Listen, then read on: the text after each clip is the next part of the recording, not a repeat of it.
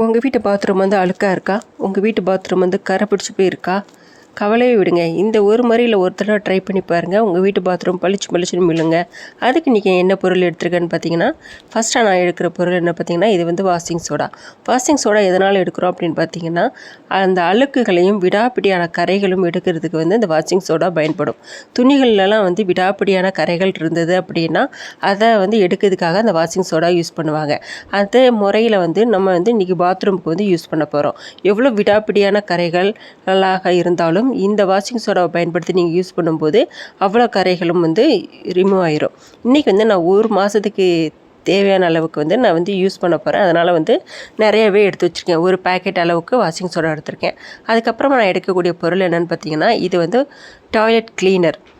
இது வந்து இந்த பேக்கெட்டே வந்து 10 ரூபா தான்.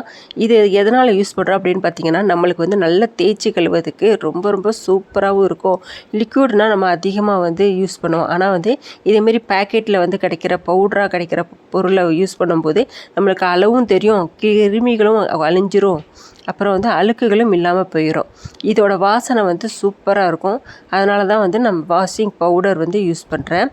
டாய்லெட் வாஷிங் பவுடர் வந்து நான் இன்றைக்கி யூஸ் பண்ணுறேன். அதுவும் வந்து ஒரு பேக்கெட் அளவுக்கு எடுத்திருக்கேன்.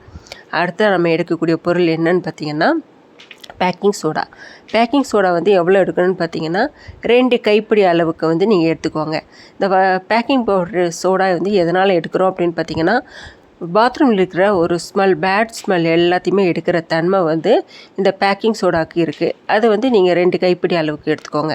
அதுக்கப்புறமா நான் எடுக்கக்கூடிய பொருள் என்னென்னு பார்த்தீங்கன்னா, இது வந்து உப்பு. இது வந்து எதனால் எடுக்கிறோம் அப்படின்னு பார்த்தீங்கன்னா, உப்பு வந்து நல்ல கிருமி நாசினின்னு தெரியும்.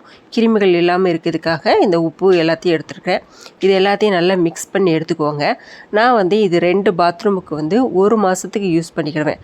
கொஞ்சமாக நீங்கள் வந்து டாய்லெட்டில் வந்து தூவி விட்டாலும் சரி, இல்லைன்னா தண்ணியில் மிக்ஸ் பண்ணி நீங்கள் வாஷ் பண்ணாலும் சரி, உங்கள் வீட்டு பாத்ரூம் வந்து அவ்வளோ சூப்பராக இருக்கும். இப்போ பாருங்கள், நல்லா வந்து ஸ்டோர் பண்ணி வச்சுக்கோங்க. தண்ணி படாத மாதிரி மட்டும் நீங்கள் வச்சுக்கணும். அதுக்கப்புறம் வந்து நல்ல ஒரு கண்டெய்னராக வந்து ஸ்டோர் பண்ணி வச்சுக்கோங்க. இது வந்து 1 மந்த்துக்கு வந்து நம்மளுக்கு வந்து யூஸ் ஆகும்.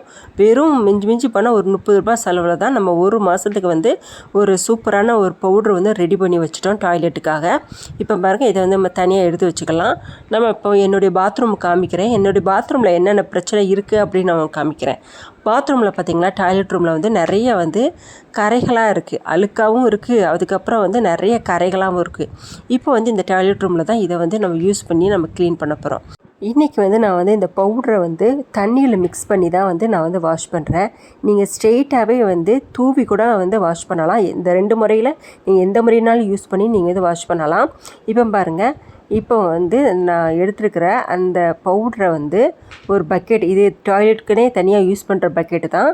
நம்ம வந்து ரெகுலராக யூஸ் பண்ணுற பக்கெட்டும் இல்லை. இப்போ பாருங்கள், நான் டாய்லெட் யூஸ் பண்ணுற பக்கெட்டில் இந்த பவுடரை வந்து தேவையான அளவுக்கு போட்டுட்டு தண்ணியை மிக்ஸ் பண்ணிங்கன்னா, நம்ம வந்து அந்த டாய்லெட் வாஷிங் பவுட்ரு போட்டுக்கிறதுனால நல்லா நுர வரும். இப்போ பாருங்கள், நான் வந்து அதை வச்சு நான் எல்லா இடத்துலையும் நல்லா வந்து க்ளீன் பண்ணுறேன். அதேமாரி அந்த பொருளை வச்சு நீங்கள் வாஷ் பேஷனை கூட க்ளீன் பண்ணலாம். அப்படி க்ளீன் பண்ணும்போது வாஷ் பேஷனும் க்ளீன் ஆகும். அதுக்கப்புறம் வந்து நம்ம டாய்லெட்டில் வந்து க்ளீன் பண்ணும்போதே கரைகள், அழுக்குகள் எல்லாமே வந்து நல்லாவே வந்து ரிமூவ் ஆயிரும். இப்போ பாருங்கள், நான் வந்து எல்லா இடத்துலையும் வந்து நான் வந்து க்ளீன் பண்ணுறேன். வாஷ் பேஷன், டைல்ஸு, சிங்க்கு எல்லாத்துலேயுமே வந்து இந்த பவுடரை கொண்டு நீங்கள் வந்து யூஸ் பண்ணலாம். 2 முறையாகவும் யூஸ் பண்ணலாம். நீங்கள் வெறும் பவுடரை மட்டும் தூவி யூஸ் பண்ணலாம், தண்ணியில் கரைச்சி யூஸ் பண்ணலாம். நம்ம டாய்லெட் வாஷிங் பவுடரை யூஸ் பண்ணால நல்லாவே நுர வரும். இன்னமும் உங்களுக்கு அதிகமாக நுர வரணும் அப்படின்னு நினச்சிங்கன்னா, கொஞ்சோண்டு வந்து நம்ம நார்மலாக யூஸ் பண்ணுற துணி துவைக்கிற கொஞ்சோண்டு பவுடரை வந்து கொஞ்சோண்டு மிக்ஸ் பண்ணி நீங்கள் யூஸ் பண்ணலாம். ஒரு 20 நிமிஷம் நல்லா கழுவி முடிச்சதுக்கப்புறம் நான் டாய்லெட் ரூமை கழுவி காமிக்கிறேன்.